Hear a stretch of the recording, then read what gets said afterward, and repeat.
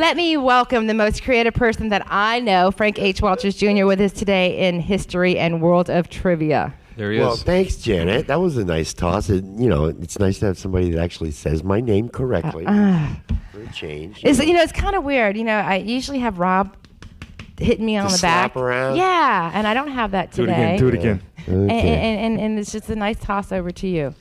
Okay, let's just get right to it. We got a big show. Last week's question, which was sponsored by La Casa Dolce, located on South Howard Avenue, was... Who had Rudy Giuliani there a couple weeks ago? Is My that right? hero. Yes. Yeah. Tuesday night. Don't get me started. I won't, but we'll go on. Okay, last week's question was, Penny Marshall was the first female director to gross $1 million for a film at the box office, and what was the name of the film? And we had several people call in, and they all got it wrong, except for Susan Jones. Again.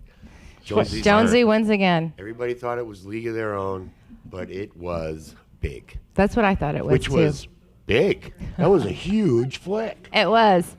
One of my favorites. I loved it. So Jonesy's probably going to end up Is she up weighing to her 100 eyeballs? pounds I in know. gelato, but I think she just pretty So much good, though. Drinks sticks the wine? Sticks to the wine. But at any rate, tonight is the big event down the street, so all you winners in the past and in the future will be able to go. Okay, today in history. Dun, dun, dun, Today is dun. actually Choo Choo Day because in 1982, on this day, the very first locomotive to ever pull a passenger train down the tracks did it today in England How long ago? in 1829. Wow. So that's a ways back. Yeah, that's a long time ago. The Rocket, which is Showing the your very age, first successful steam locomotive to pull a train on a smooth rails. And the people were so wigged out about it because they actually, used to do it, but they did it with horses.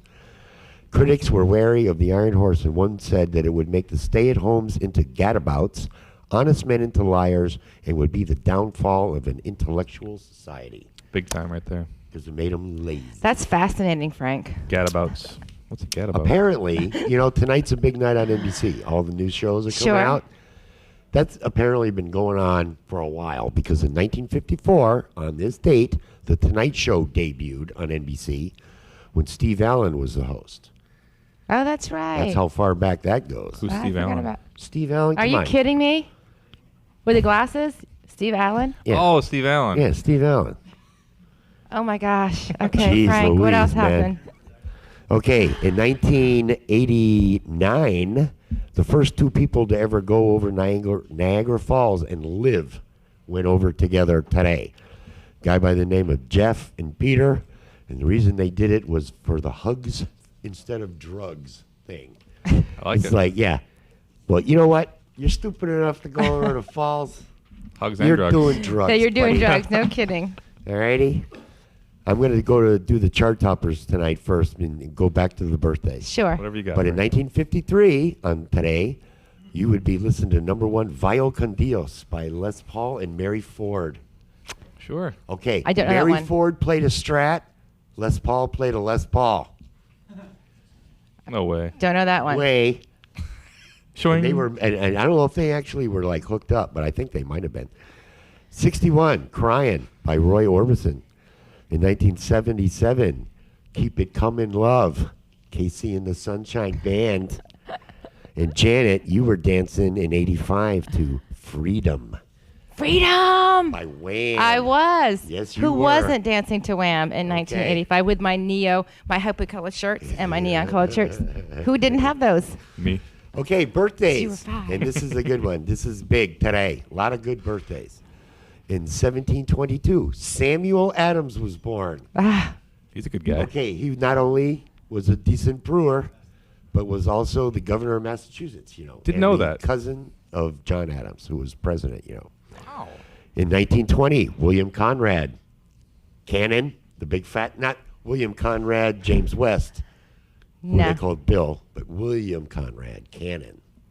Am I supposed to know anything you're talking about right now, Dude, Frank? you are too young, okay? Jane Meadows in 1920 was born. She's Audrey Meadows. Yes, we sister, know okay? Jane. Oh, yeah. Wife of Steve Allen. Who There we you don't go. know who that is. Jane's cool, though. Okay, yeah, Jane was a fox, man. Frank, you way over your limit. Wilford Brimley is 73 today. Yes. Randy Bachman is 64, the guitar player for Bachman Turner Overdrive.